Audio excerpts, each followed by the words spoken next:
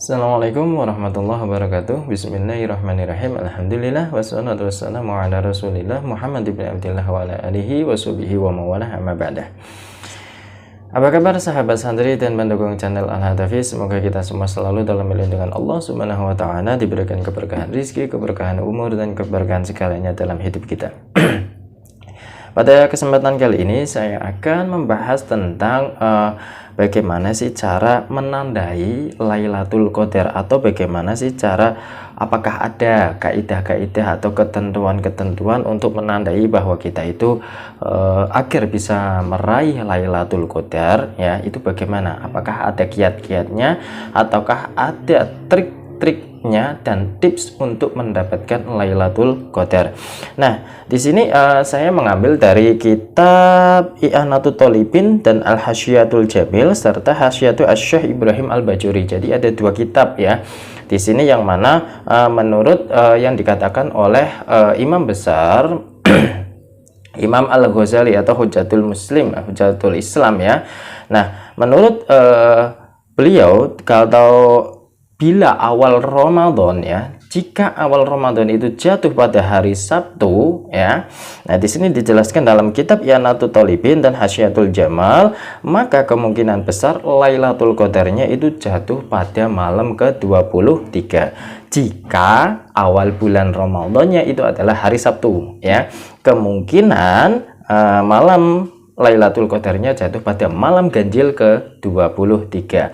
Nah, sedangkan menurut Hasyiatu Asy-Syaikh Ibrahim Al-Bajuri ini beda lagi. Tidak sama dengan apa yang dijelaskan dalam kitab I'anatut Thalibin dan Hasyiatul Jamal. Ketika bulan Ramadan itu, awal bulan Ramadan jatuhnya pada hari Sabtu, maka menurut Hasyiatu Asy-Syaikh Ibrahim Al-Bajuri itu jatuh pada malam ke-21, ya. Lanjut, kita lanjut lagi. Nah, tetapi bila awal Ramadan itu jatuh pada hari Ahad, ini beda lagi. Ketika awal Ramadan itu jatuh pada hari Ahad, kemungkinan itu malam Lailatul Qadar jatuh pada malam ke-29. Ini yang menurut kitab I'anatut Thalibin, ya. Sedangkan menurut kitab Hasyiatus Syekh Ibrahim Al-Bajuri, itu kemungkinan malam Lailatul Qadar itu jatuh pada malam ke-27, ya. Jadi kalau hari Ahad kemungkinan malam 29 dan kemungkinan malam 27. Ada dua sumber ini, ya. Nah, tetapi berbeda lagi ketika awal Ramadannya itu jatuh pada hari Senin. Nah, ya, menurut kitab I'anatut Thalibin dan Hasyiatul Jamal itu kemungkinan insya Allah Lailatul Qadarnya jatuh pada tanggal malam ke-21, ya. Nah, sedangkan menurut Hasyiatus Syekh, ya, Hasyiatus Syekh Ibrahim Al-Bajuri, kemungkinan itu jatuh pada malam ke-29. Ini berbeda lagi. Jadi ada dua kitab yang mana memang bertolak belakang semuanya atau berbeda-beda semuanya, ya. Nah, ketika malam Ramadan itu atau awal Ramadan itu jatuh pada hari Selasa, menurut kitab I'anatut Thalibin itu adalah malam ke-27, kemungkinan Lailatul Qadar itu bisa kita raih malam ke-27. Nah, sedangkan menurut Hasyiatul Bujairimi, Hasyiatus Syekh Ibrahim Al-Bajuri, itu kemungkinan pada malam ke-25. Itu beda lagi, ya.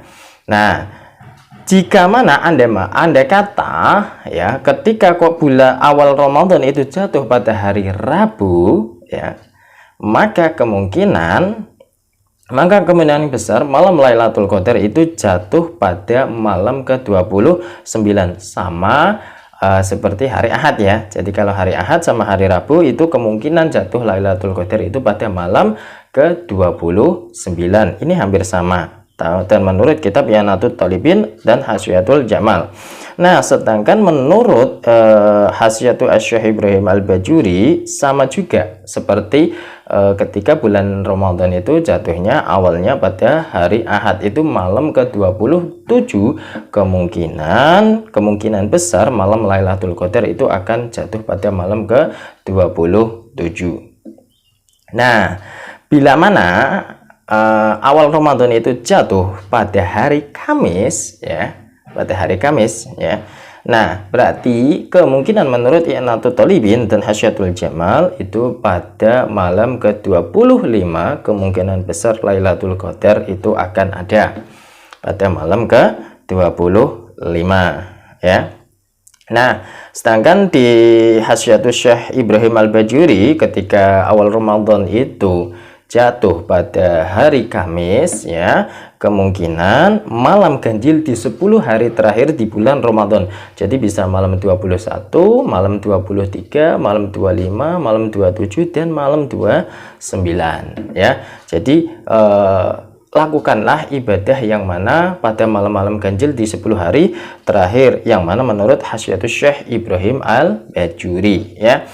Nah, yang terakhir, andai kata kok bulan Ramadan itu jatuhnya pada hari Jumat ya, maka kemungkinan besar Lailatul Qadar itu jatuh pada malam ke-27 yang mana menurut kitab I'natul Talibin ya dan Hasyatul Jamal ya.